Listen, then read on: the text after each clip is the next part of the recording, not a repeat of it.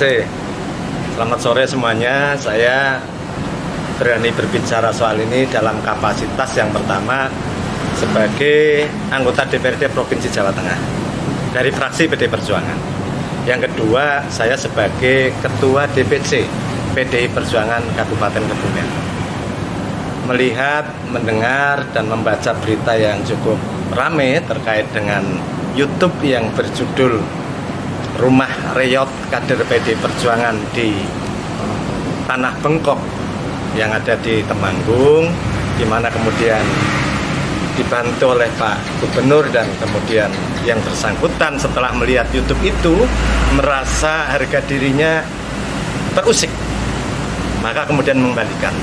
Yang pertama, dalam kapasitas sebagai anggota dewan, saya berpendapat bahwa seorang kepala daerah, baik itu gubernur, bupati, wali kota, hendaklah lebih fokus kepada kebijakan untuk menyelesaikan persoalan kemiskinan, pengangguran, dan lain sebagainya. Fokus pada pengelolaan anggaran, program, baik itu pertanian, peternakan, perikanan, menambah lapangan pekerjaan agar pengangguran berkurang, sampai ke infrastruktur yang berdaya ungkit terhadap perekonomian masyarakat sehingga angka kemiskinan menurun. Karena kalau seorang kepala daerah kemudian menyelesaikan persoalan dengan pendekatan orang per orang, man to man marketing, apalagi kemudian diunggah di medsos dan diviralkan, itu lebih cenderung pencitraan. Sekali lagi, membantu dengan sistem orang per orang, kemudian diunggah, diviralkan, itu lebih cenderung pencitraan. Kenapa? Karena seorang gubernur pengelola anggaran yang cukup besar di Jawa Tengah itu 28 triliun kurang lebih. Beliau sudah menjabat berapa tahun? 8 tahun. Ini sebentar lagi tinggal 2 tahun. Maka ibarat beliau adalah Panglima Tempur melawan kemiskinan dan pengangguran, beliau punya pasukan yang sangat besar. Kepala divisi-divisi, atau di situ ada kepala dinas, ribuan jumlah. Dan itu difokuskan untuk mengatasi kemiskinan di Jawa Tengah. Begitu kira-kira. Jadi beda antara seorang YouTuber yang mencari orang miskin kemudian dieksploitasi, diviralkan dengan dibantu, tetapi dia mendapat cashback yang lebih.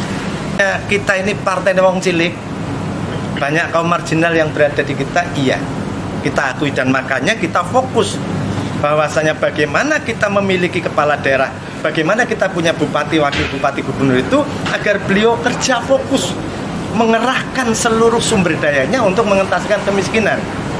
Dan kalau kemudian bawa-bawa kader partai miskin, justru bertanya, kami ini kan dari 2013 berjuang agar beliau jadi gubernur, kan sudah 8 tahun, kenapa baru sekarang? Gitu kira-kira. Ya begini aja, saya lebih fokus pada beliau tidak fokus kepada bekerja secara sistem, bekerja secara program dan kebijakan, tapi cenderung pencitraan. Datang setelah dari Temanggung, kemudian ke Kebumen, di Kebumen menginap, kemudian menemui warga yang rumahnya reot. Selama tidak kemudian diviralkan dengan menekankan kepada salah satu partai ini, ya wajar dia sebagai gubernur. Tapi kalau kemudian ini tidak bisa dibantu pakai RTLH, kemudian pakai dana pribadi, itu kembali ke pencitraan. Saya belum paham persis apa yang dimaksud oleh beliau, Pak Rudi, sahabat saya dari Solo. Tetapi saya sudah membaca berbagai berita bahwa dikembalikannya bantuan itu atas inisiatif sendiri. Bahkan saya menugaskan kawan untuk nelpon, mencari nomor teleponnya Fajar, dan kemudian menelpon Fajar menanyakan ini ada intervensi atau tidak. Jawabannya ini kesadaran sendiri setelah melihat judul di YouTube itu. Jadi ini judulnya bombastis, membuat ya begitulah kira-kira banyak yang kemudian tersinggung. Itu Pak Fajar itu lebih kepada judulnya dan dirinya merasa dieksploitasi, bahwasannya loh saya tidak mengundang, beliau datang sendiri, bahkan tidak ada pemberitahuan, ujuk-ujuk begitu dia juga tidak minta bantuan, ujuk-ujuk didatangi, kemudian diberi bantuan, disorting dengan segala macam, lah kok diunggah di YouTube, dan kalau tidak salah itu YouTube channel pribadi dengan judul yang semacam itu.